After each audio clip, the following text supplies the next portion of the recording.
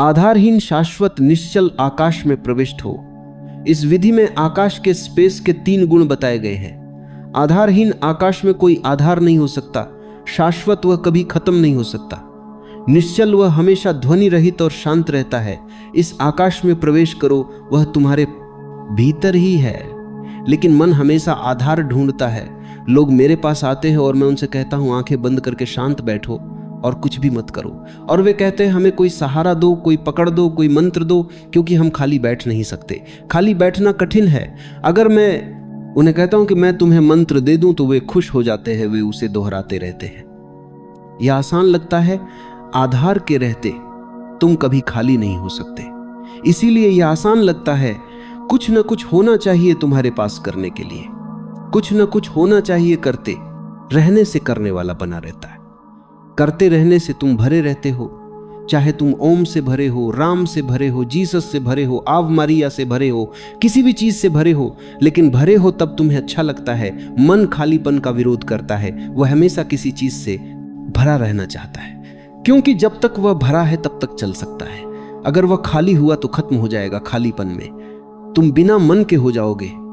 इसीलिए मन आधार ढूंढता है। अगर तुम भीतर के आकाश इनर स्पेस में प्रवेश करना चाहते हो तो आधार मत ढूंढो। सारे सहारे, मंत्र, परमात्मा, शास्त्र, जो भी तुम्हें सहारा देता है सब छोड़ दो। अगर तुम्हें लगे कि कोई चीज तुम्हें पकड़ दे रही है तो उसे छोड़ दो और भीतर आ जाओ।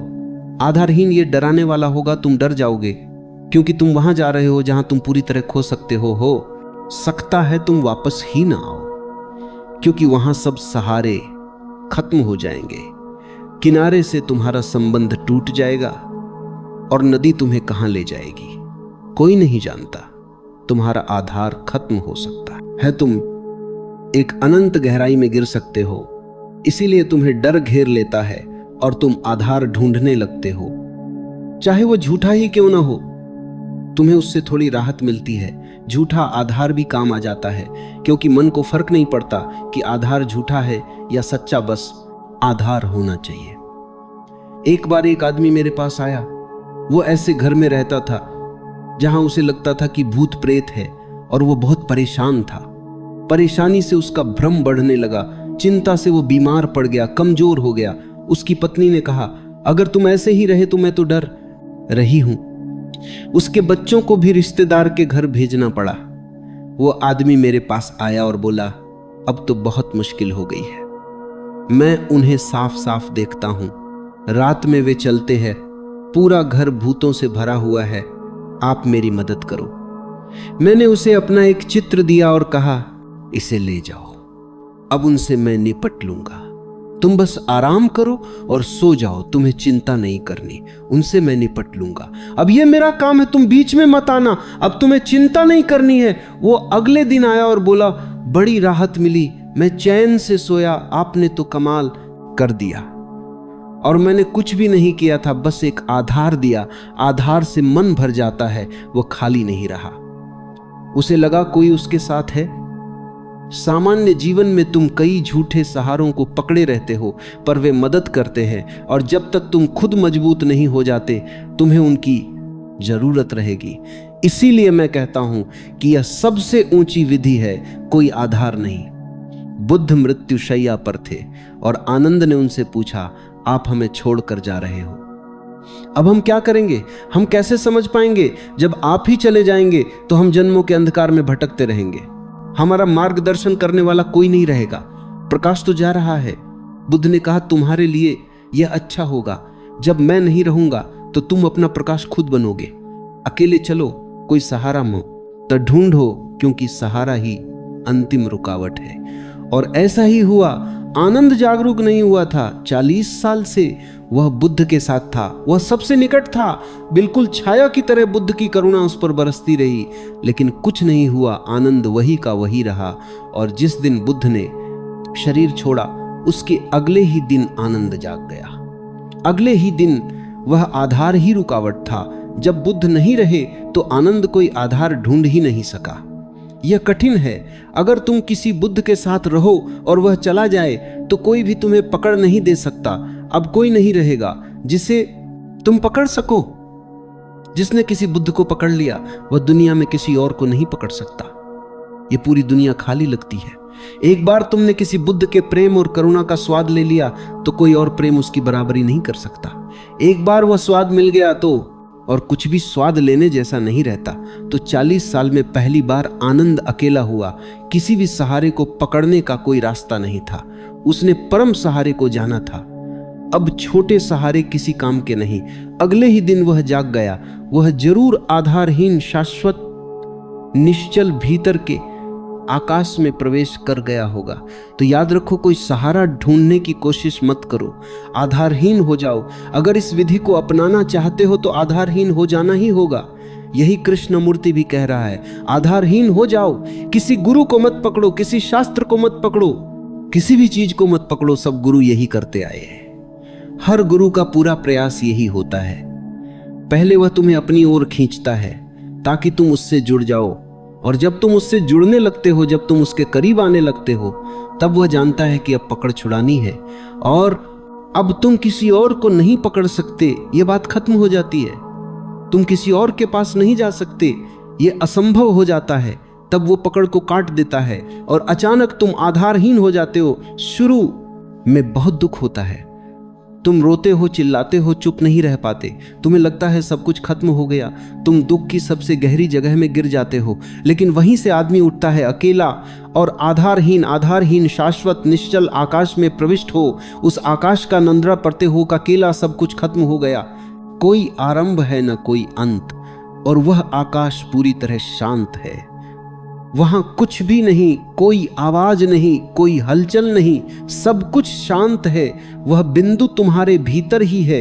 किसी भी क्षण तुम उसमें प्रवेश कर सकते हो। अगर तुम में आधारहीन होने का साहस है तो इसी क्षण तुम उसमें उतर सकते हो। द्वार खुला है, निमंत्रण सबके लिए है। लेकिन साहस चाहिए अकेले होने का, खाली होने का, मिट जाने का, मर जाने का।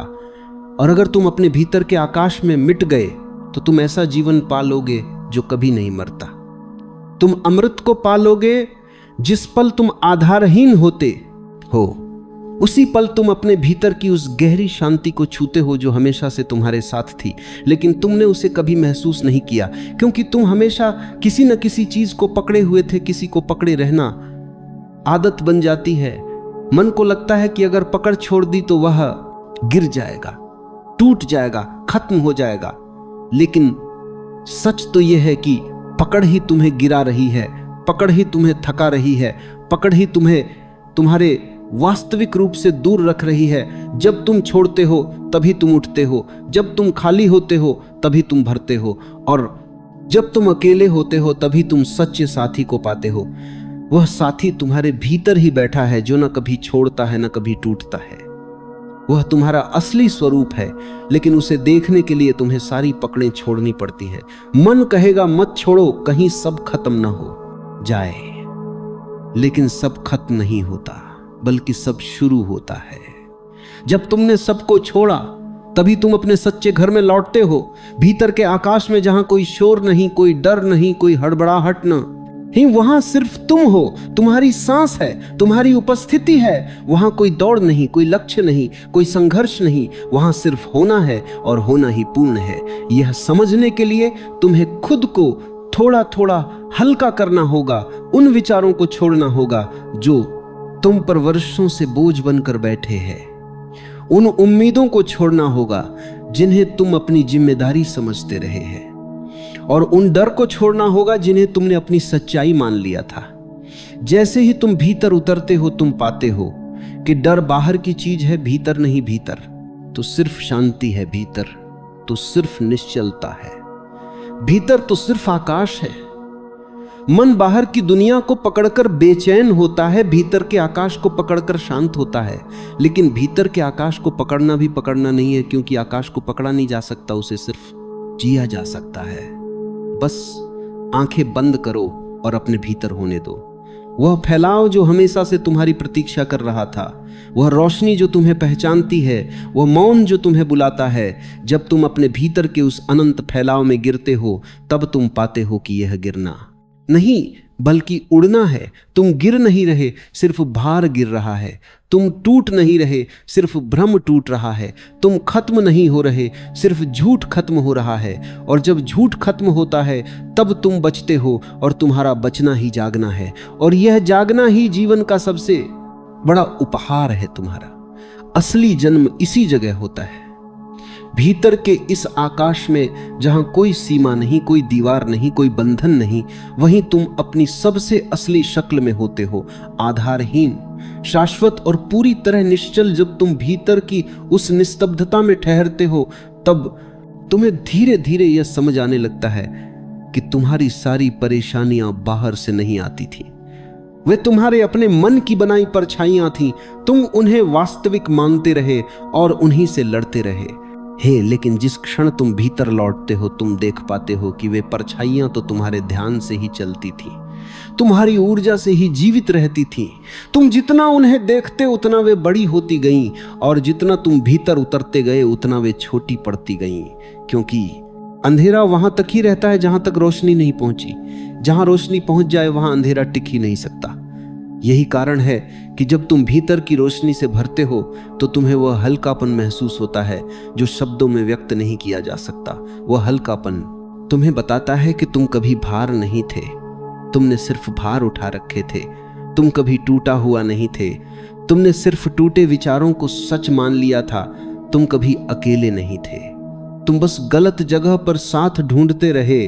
और जब यह देखना शुरू होता है तो तुम्हारा पूरा जीवन बदलने लगता है। तुम धीरे धीरे खुद को किसी भी स्थिति के केंद्र में स्थिर पाते हो, जैसे तूफान के बीच में खड़े हो, पर तुम्हें हिलाता कुछ नहीं।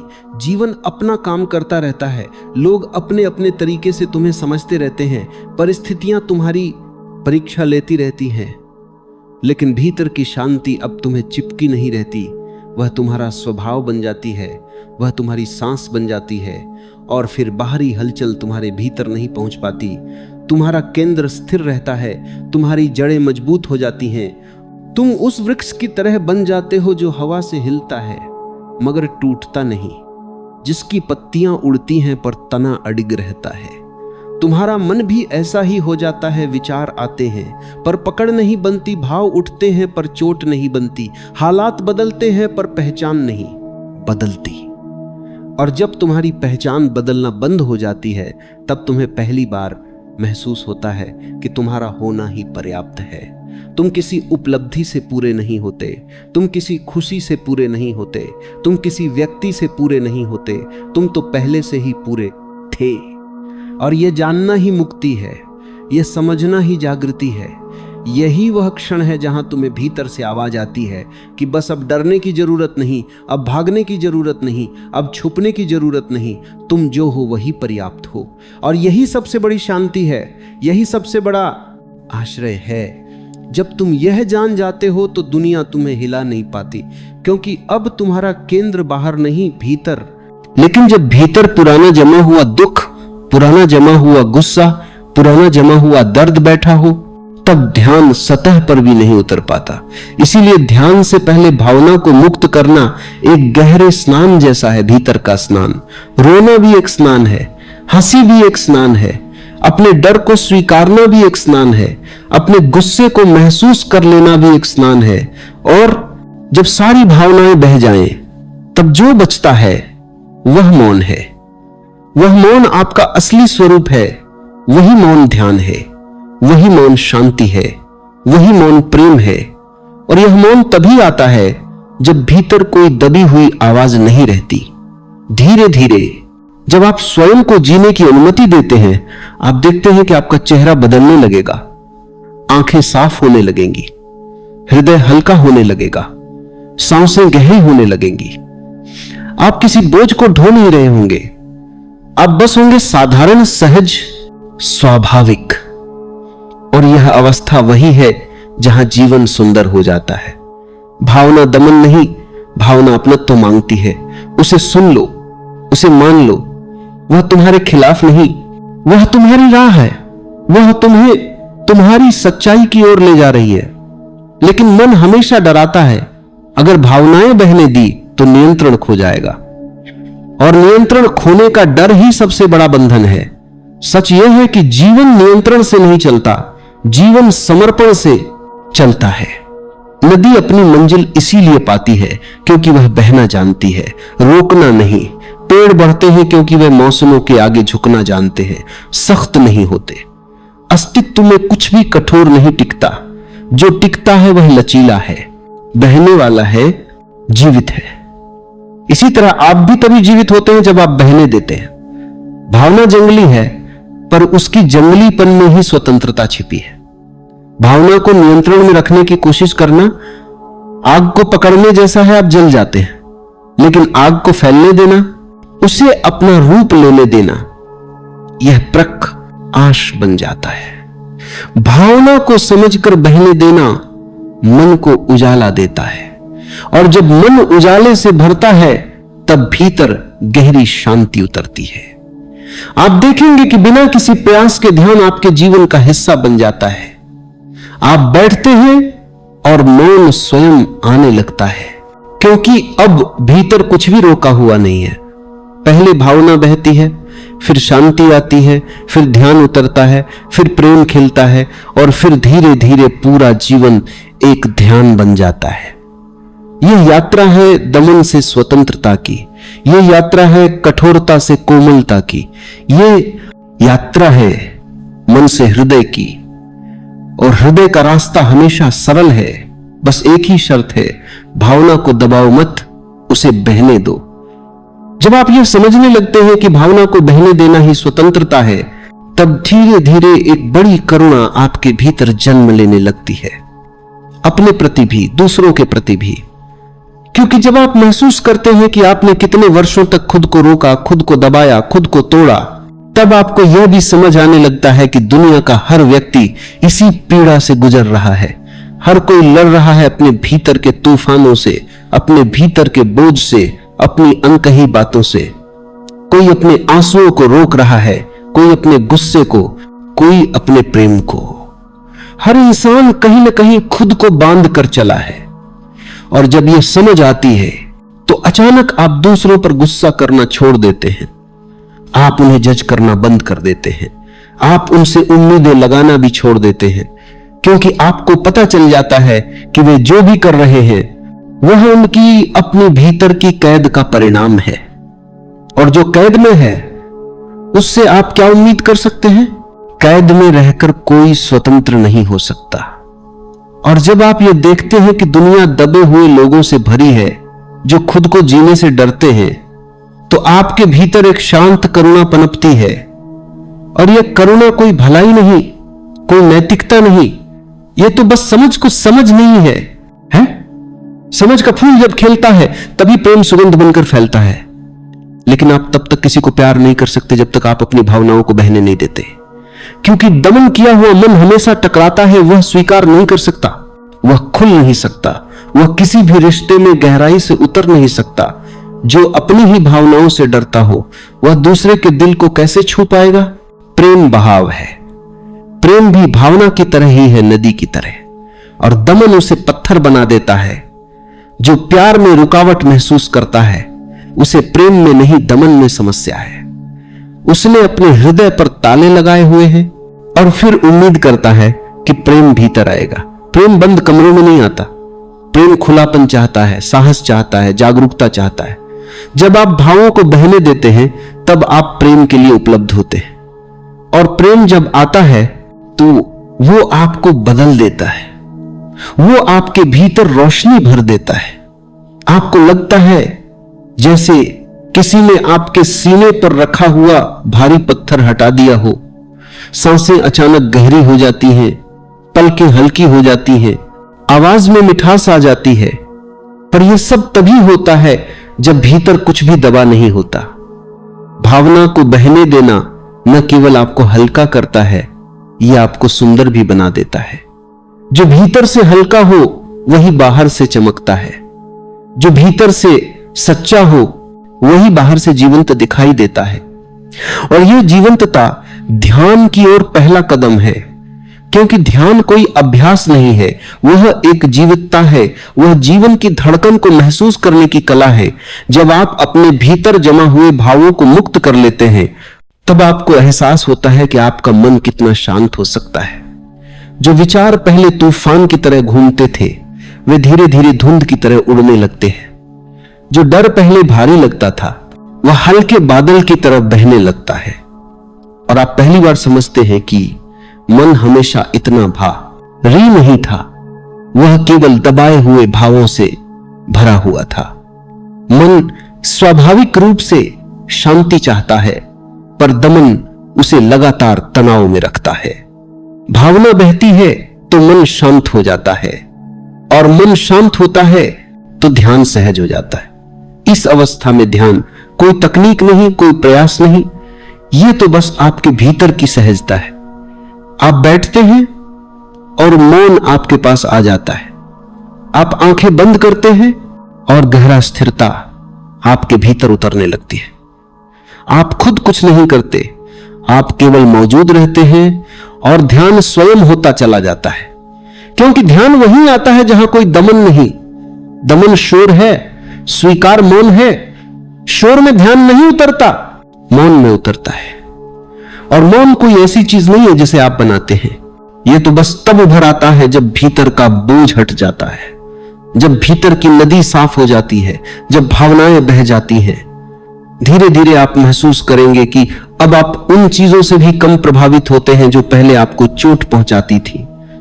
वह शब्द जो कभी आपको दुख देता था, अब केवल एक आवाज बन जाता है।